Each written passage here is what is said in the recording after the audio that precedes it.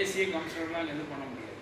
அப்போ வந்து நமக்கான அந்த ஆவணங்களை நீங்கள் ஆவணப்படுத்தி வைப்பது அப்படிங்கிறது அந்த மாதிரி விஷயங்கள் நம்ம பண்ண வேண்டியிருக்கு. அப்போ தான் ஒருத்தர் நம்ம வந்து வெளியே எங்களுக்கு உதவியாக இருக்குது, சட்ட ரீதியாக அணுகிறதுக்கு உதவியாக இருக்கும். இந்த மாதிரி விஷயங்கள் நம்ம கொஞ்சம் கவனமாக எடுத்துக்கொள்வது சரியாக இருக்கும். கூடுதலாக உங்களோடு உங்களுடைய பிரச்சனைகளை சட்ட ஆலோசகராக இருப்பதனால் உங்களுக்கு எந்த பிரச்சனை வேணாலும் நீங்கள் சங்கத்து மூலியமாக தொடர்பு கொண்டு அணுகலாம், டவுட்ஸ் தான் கேட்கலாம். நீங்கள் மாதாந்திர கூட்டம் ஏதாவது வைக்கும்போது நம்ம வந்து சட்ட ஆலோசனை கூட்டம் அப்படின்னு சொல்லி வச்சு கேள்வி பதிலாக வச்சுக்கலாம். நீங்கள் ஒரு கேள்வி கேட்டீங்கன்னா பதில் சொல்கிறது அப்படிங்கிறது நிறையா பிரச்சனை சந்திச்சிருப்பீங்க. அப்போ அதுலேருந்து கேட்கும்போது எனக்கு ஒரு பதில் உங்களுக்கு சொல்ல முடியும். இப்போ உதாரணத்துக்கு டூ வீலர் போகிறீங்க, ட்ரங்க் அண்ட் டிரைவு அல்லது லைசன்ஸ் இல்லை, ஹெல்மெட் போடல, வண்டி பிடிச்சி வைக்கலாமா? வண்டி போலீஸ் என்ன பண்ணுவாங்க? பிடிக்க கொண்டு ஸ்டேஷனில் வைக்க மாட்டான், எங்கே கொண்டே போடுறாங்க? ஏன் பார்க்கிங்கில் கொண்டே போடுறாங்க? அவங்க பணம் வருது. வண்டி சீஸ் போட்டால் எங்கோட்டே வைக்கணும், எங்கோட்டே வைக்கணும்.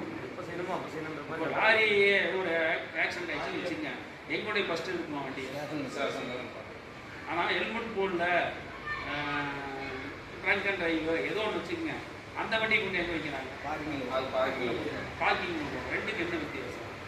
இது வந்து ஆக்சிடென்ட் ஆனதுனால நிப்பாட்டி லீகலாக எஃப்ஐஆர் போட்டு கொண்டு வந்து இல்லீகலாக கொண்டு போய் அப்போ அந்த டோக்கன் யார் இருக்குன்னா உங்கள் பேரில் போட்டு வாங்கி வச்சிருக்கோம். ஆமாம், டோக்கன் வாங்கிட்டு உங்கள் பேரில் வாங்கி அவன் வச்சிருப்பா, சாவி வாங்கி வச்சிருக்கோம்.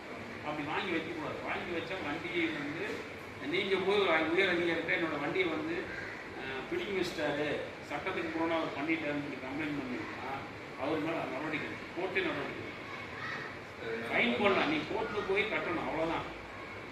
நீங்கள் அது ஒன்றுமே ஒன்று சத்தமெல்லாம் வந்து ஒரு பெட்டிஷன் மட்டும் அனுப்பிச்சிங்கன்னா அந்த யார் எந்த போலீஸுக்குள்ள வண்டி போடணும் அவனே தொலை கொடுத்துருக்காங்க.